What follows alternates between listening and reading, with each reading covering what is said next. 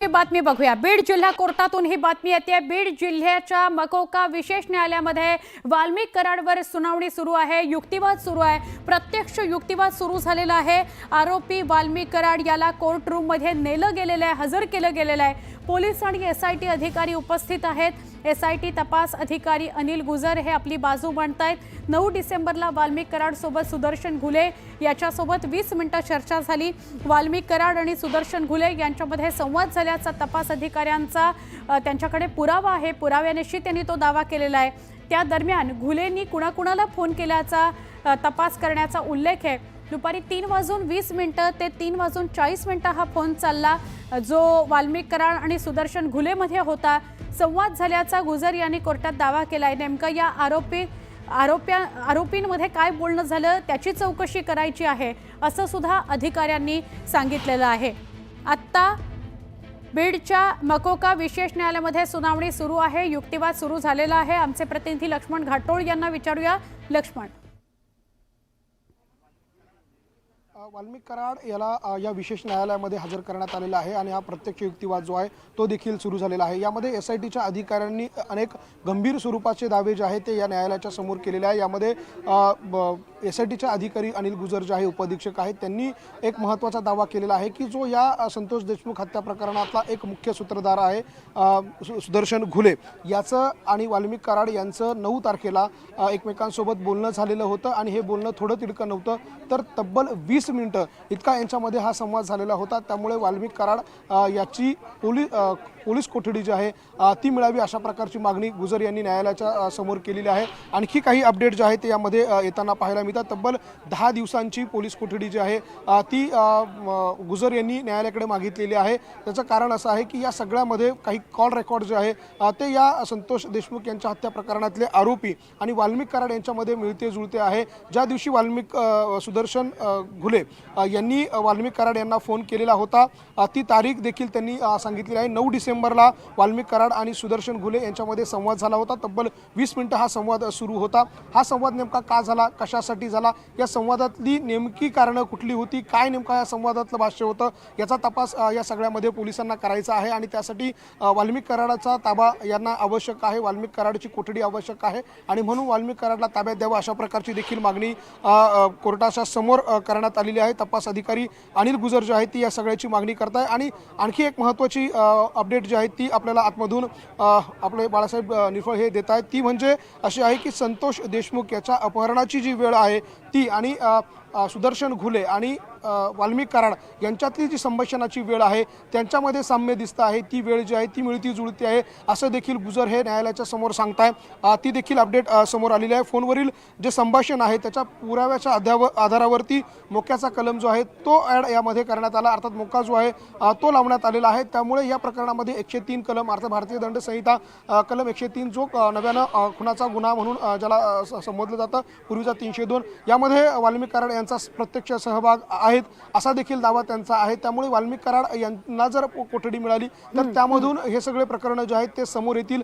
जो दावा यापूर्वी संतोष देशमुख यांच्या कुटुंबियांकडून केला जात होता की वाल्मिक कराड हा या सगळ्या हत्येमागचा मास्टर माइंड आहे आणि त्या मास्टर माइंडचा शोध त्यांना घ्यायचा आहे आणि तो मास्टर माइंड वाल्मिक कराडच आहे अशा प्रकारचा दावा त्यांचा होता आणि म्हणून या सगळ्यामध्ये आंदोलनं झाली, वेगवेगळ्या प्रकारचे लोक जे आहेत ते रस्त्यावर उतरले आणि म्हणून या सगळ्यामध्ये आता तपासाची चक्र जर फिरवायची असेल तर वाल्मिक कराडची कोठडी, पोलीस कोठडी ही अत्यंत महत्त्वाची आहे आणि म्हणून ती मिळावी अशा प्रकारचा आग्रह आहे। या खंडणी जुन्या गुन्हा जे आहे वाल्मिक कराडच्या विरोधातले त्याचा पाडा जो आहे तो देखील आता वाचला जातोय। वाल्मिक कराडनी यापूर्वी जे जे काही गुन्हे केलेले आहेत त्याच्यावरती एक्स्टॉर्शन असेल, खंडणीचा जो गुन्हे आहेत, त्याचबरोबर मारहाणीचे गुन्हे त्याच्यावरती दाखल करण्यात आलेले आहे। वाल्मिक कराडचं जे बॅकग्राऊंड आहे, गुन्हेगारी पार्श्वभूमी आहे, ती आता न्यायालयाच्या समोर वाचून दाखवली जाते आणि ही सगळी त्याची गुन्हेगारीची पार्श्वभूमी बघतात त्याला जामीन मिळू नये असा देखील मागणी जी आहे ती या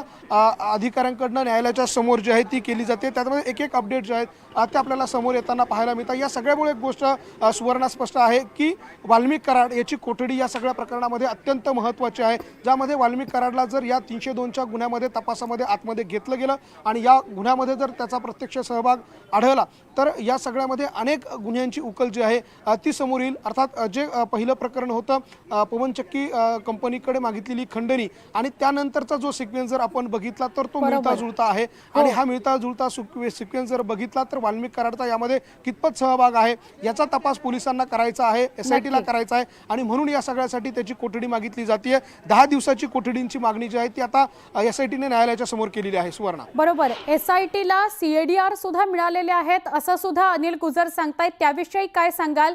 कारण एक मोबाईल अजून सापडलेला नाही, नाशिकमध्ये तो त्याने फेकून दिलेला होता आणि तो अजून ताब्यात आलेला नाही, त्याला आठवत नाहीये की त्याने तो कुठे टाकला असं तो म्हणाला होता। तर त्याविषयी काही चर्चा झाली आहे का? SITने CDR हाती आलेत असं म्हटलंय। SITच्या अधिकाऱ्याने जी तारीख सांगितली ती आहे 9 डिसेंबर। 9 डिसेंबरला वाल्मिक कराड आणि सुदर्शन घुले यांच्यामध्ये जो काही संवाद झालेला आहे तो संवाद 20 ते 25 मिनिटांचा हा संवाद होता।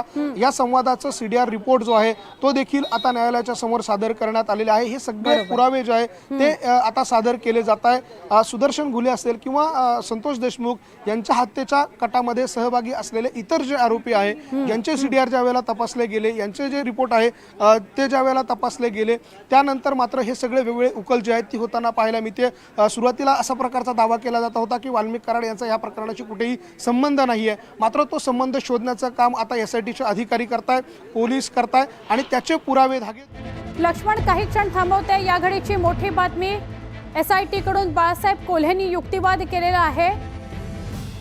फोनवरील संभाषणाच्या आधारे मकोका लावला। या घडीची महत्त्वाची बातमी येते, संतोष देशमुखांच्या अपहरण आणि संभाषणाची वेळ मिळती जुळती आहे। कराडवरील गुन्ह्याची यादी कोर्टात सादर करण्यात आली।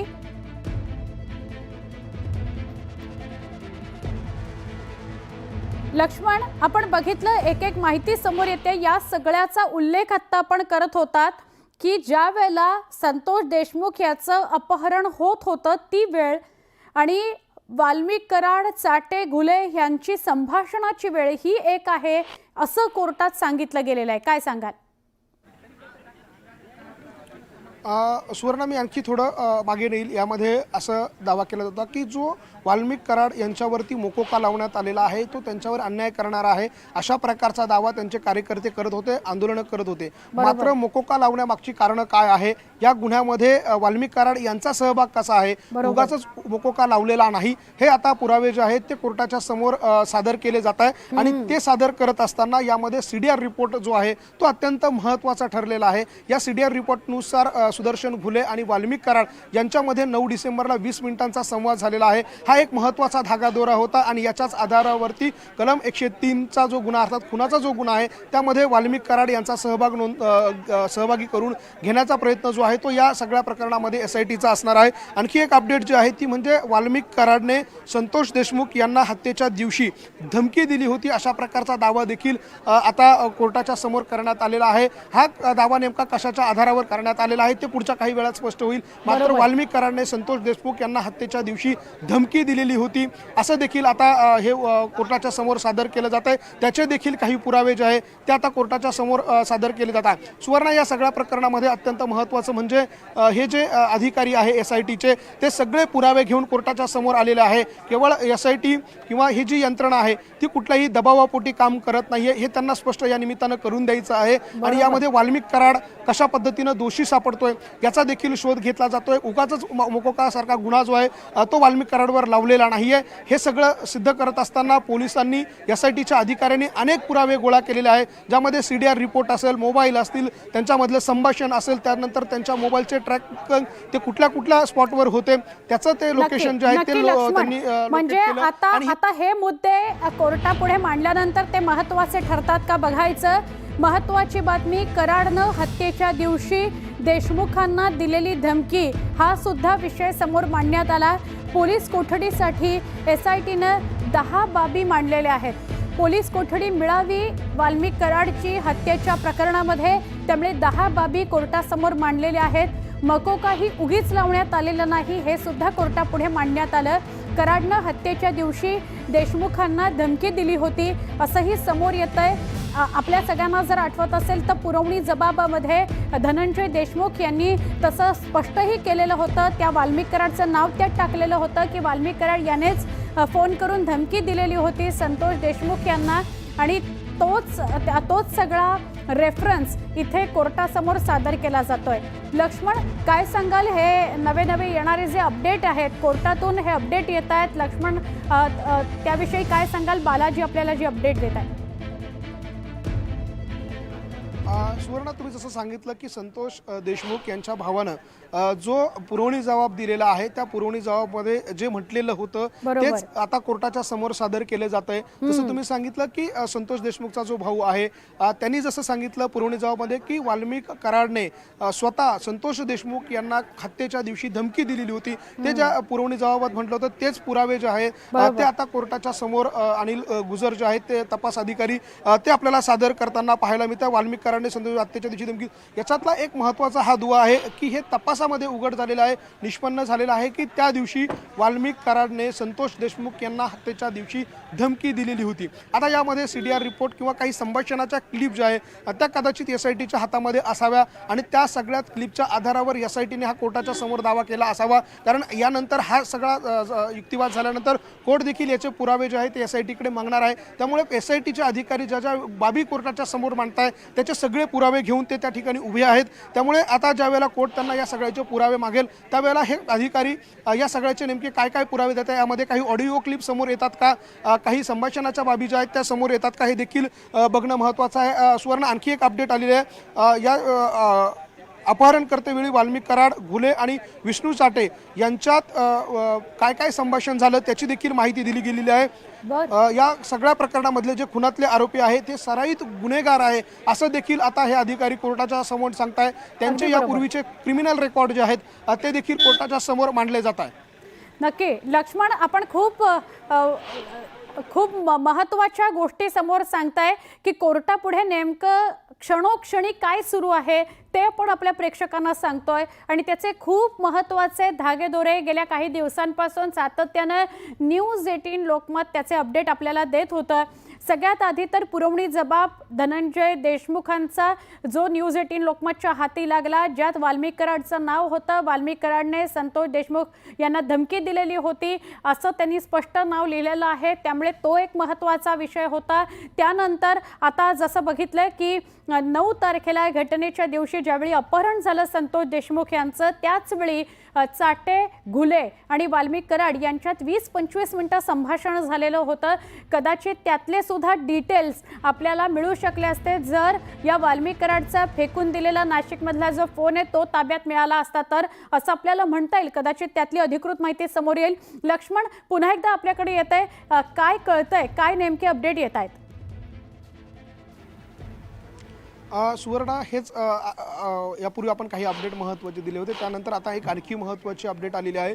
या वाल्मिक कराडची जर कोठडी SITला हवी असेल तर त्यासाठी वाल्मिक कराडचं क्रिमिनल रेकॉर्ड जे आहे ते आता कोर्टाच्या समोर त्यांना सादर करावं लागणार आहे. जर वाल्मिक कराडला बाहेर सोडलं गेलं, त्याला जर न्यायालयीन कोठडीनंतर जामीन मिळाला तर तो बाहेर आल्यानंतर एक महत्त्वाची बातमी येते लक्ष्मण, काही क्षण थांबवते तुला. पुण्यातील सगळे आरोपी हे सराईत गुन्हेगार आहेत, त्याचे रेकॉर्ड्स देण्यात आले. कारण तुम्ही जर पाहिलं असेल तर हे जे 7-8 आरोपी पकडले गेलेले आहेत, चाटेपासनं ते अगदी कृष्णा आंधळे सोडला तर इतर सगळे, त्या सगळ्यांवर 10-10, 15-15, 20-20 गुन्हे दाखल आहेत आणि वाल्मिक कराडवर सुद्धा 14 गुन्हे दाखल आहेत. तर या सगळ्या गुन्ह्यांसंदर्भातली माहिती ही कोर्टासमोर ठेवण्यात आली. या सगळ्या आरोपींवर आधी खंडणीचेही गुन्हे आहेत हे कोर्टाला सांगण्यात आलं. लक्ष्मण, महत्त्वाचा मुद्दा हाच आहे की ह्या ज्या 10-15 बाबी सांगितल्या जात आहेत SITकडून कोर्टाकडे, त्याचे पुरावेही नक्कीच सादर केले जातील. पण हे मुद्दे रिमांड मिळण्यासाठी ग्राह्य ठरतील का, हा महत्त्वाचा मुद्दा आहे. सुवर्णा, मी हेच आपल्याला सांगत होतो की जर वाल्मिक कराड बाहेर आला तर तो हे पुरावे नष्ट करू शकतो. त्यानंतर जे फिर्यादी आहेत त्यांच्यावरती दबाव निर्माण करू शकतो. त्याची गुन्हेगारी पार्श्वभूमी बघितली तर ती अत्यंत क्रूर आहे. निष्ठुर आहे आणि त्यामुळे तो जर पुरावे नष्ट करायचे असेल तर कुठल्याही थराला जाऊ शकतो आणि त्याचे इतर साथीदार देखील गुन्हेगारी पार्श्वभूमीचे आहे हेच पटवून कोर्टाला दिलं जात आहे। त्यामुळे वाल्मिक कराडला मोकाट सोडू नये, वाल्मिक कराडची तपासणी करावा, त्याला मोकाट सोडलं जाऊ नये, या आशयाचे पुरावे जे आहेत ते न्यायालयाच्या समोर सादर केले जात आहे आणि हेच पुरावे या सगळ्यामध्ये वाल्मिक कराडला कोठडी देण्यासाठी महत्त्वाचे ठरणार आहे। हे पुरावे आणि याचा आधार जर बघितला तर वाल्मिक कराडचं जे क्रिमिनल रेकॉर्ड आहे, यापूर्वी त्याच्यावर दाखल असलेले एक्स्टॉर्शनचे गुन्हे असतील, राजकीय काही गुन्हे आहेत, काही हाणामारींचे गुन्हे आहेत, अशा स्वरूपाचे वेगळे जे गुन्हे आहेत ते त्यांच्यासमोर ठेवण्यात आलेले आहे। आणि आणखी एक अपडेट सुवर्ण आपल्याला आतून आपले प्रतिनिधी बाळा निर्फळ हे देत आहेत, ती म्हणजे संतोष देशमुख यांची जी हत्या करण्यात आली ती कट रचून करण्यात आलेली आहे। ती हत्या अचानक घडलेली नाही किंवा त्यावेळेला अचानक त्यांच्यामध्ये हाणामारी झाली आणि त्या हाणामारीमधून संतोष देशमुखचा मर्डर झाला असं नाही आहे। तर संतोष देशमुखची हत्या कशी करायची, कुठे करायची, कशा प्रकारे करायची, याचा सगळा कट रचला गेला, प्लॅन केला गेला आणि या प्लॅनमध्ये संतोष देशमुखच्या हत्येच्या प्लॅनमध्ये वाल्मिक कराडचा देखील सहभाग होता हे देखील आता सांगितलं जातं आहे या अधिकाऱ्यांकडनं। त्याचे देखील काही पुरावे जे आहेत ते देण्याचा प्रयत्न या अधिकाऱ्यांकडनं केला जातोय।